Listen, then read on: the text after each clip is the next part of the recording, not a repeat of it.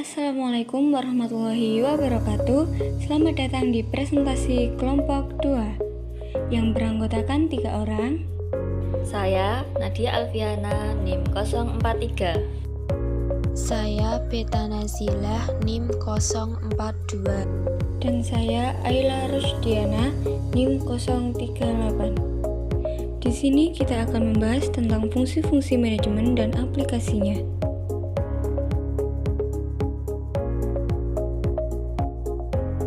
Sebagai perangkat manajemen yang berfungsi untuk meraih tujuan organisasi, merumuskan filosofi dan memperantai perubahan organisasi atau perusahaan. Proses manajemen adalah suatu kegiatan yang terus-menerus tetapi sistematis, tidak sembarangan atau asal saja, melainkan secara teratur.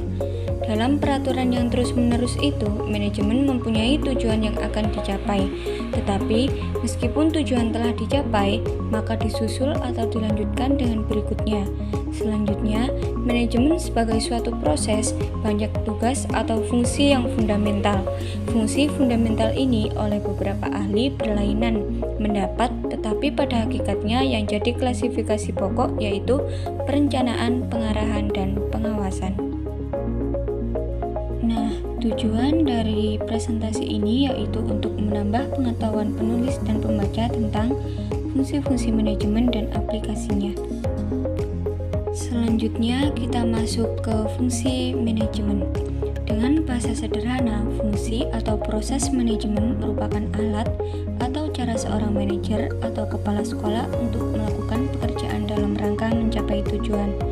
Sering juga istilah fungsi-fungsi manajemen biasanya juga disebut aktivitas manajerial, yaitu aktivitas atau proses yang dilakukan oleh seorang manajer atau kepala sekolah dalam melaksanakan pekerjaan organisasi pendidikan di sekolah ataupun di madrasah. 5 fungsi utama manajemen yaitu perencanaan, pengorganisasian, pengontrolan staf, pemotivasian, dan pengawasan.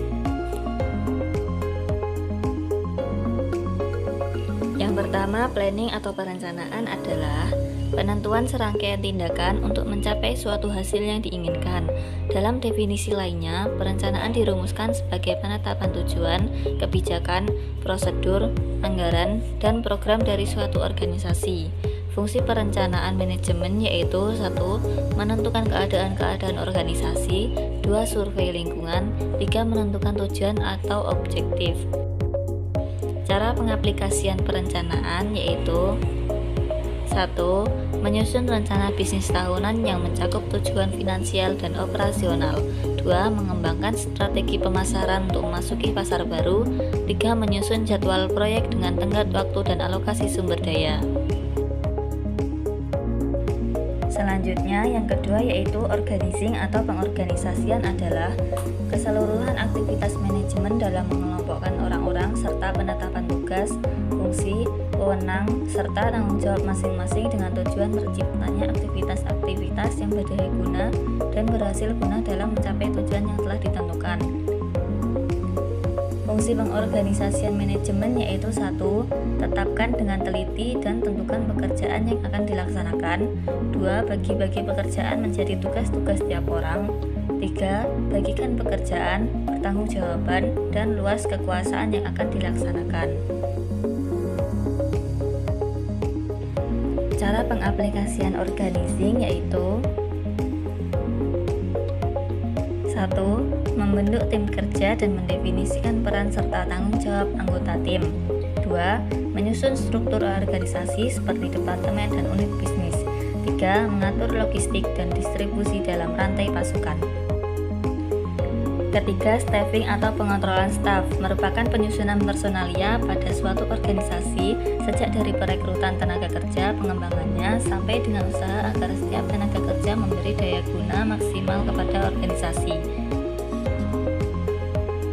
Fungsi staffing manajemen yaitu 1. Latih dan kembangkan sumber-sumber daya manusia.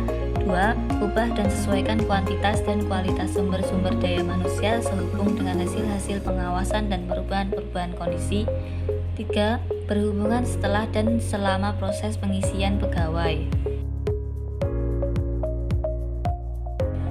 Pengaplikasian staffing dengan cara 1. Menilai hasil proyek setelah selesai untuk menentukan keberhasilan dan area yang perlu diperbaiki. 2. Mengumpulkan umpan balik dari karyawan dan pelanggan untuk meningkatkan proses dan layanan. 3. Melakukan peninjauan tahunan terhadap strategi organisasi untuk memastikan relevansi dan efektivitasnya.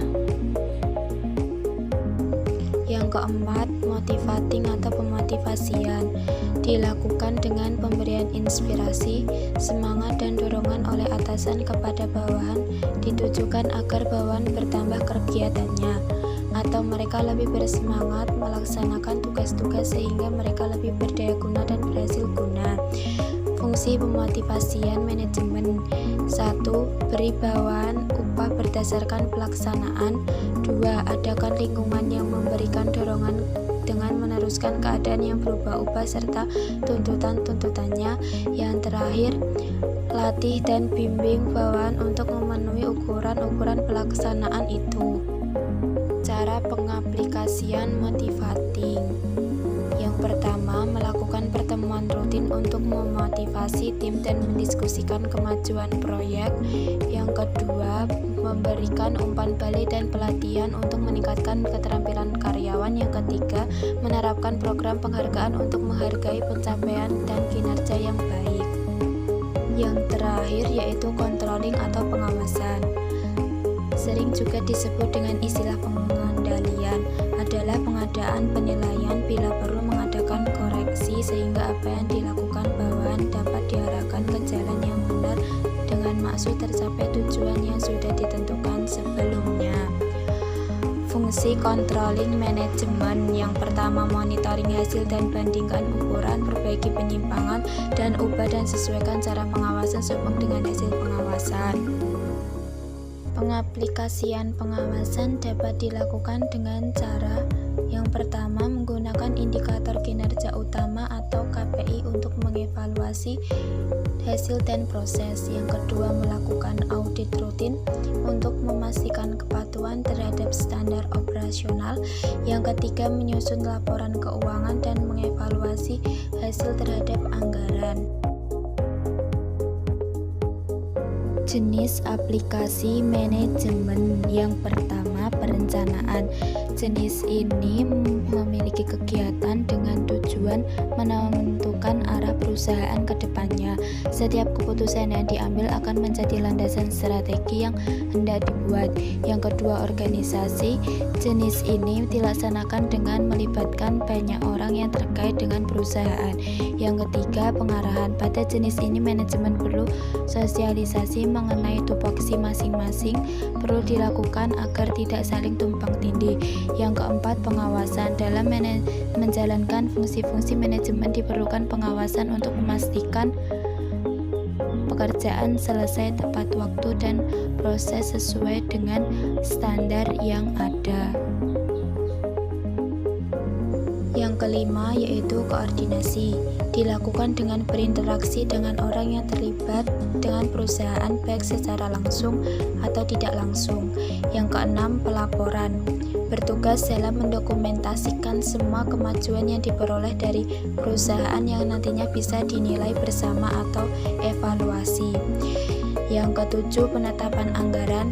Tugas manajemen perusahaan perlu untuk menyusun keuangan dengan baik untuk menilai apakah sudah mencapai target atau belum. Yang terakhir, motivasi. Motivasi berguna untuk membuat kinerja karyawan menjadi lebih optimal. Contoh motivasi: lingkungan yang nyaman, gaji yang sesuai, dan reward. Kesimpulan dari pembahasan ini adalah fungsi-fungsi manajemen perencanaan, pengorganisasian, pengarahan, dan pengendalian merupakan elemen kunci dalam mencapai tujuan organisasi dengan efektif dan efisien.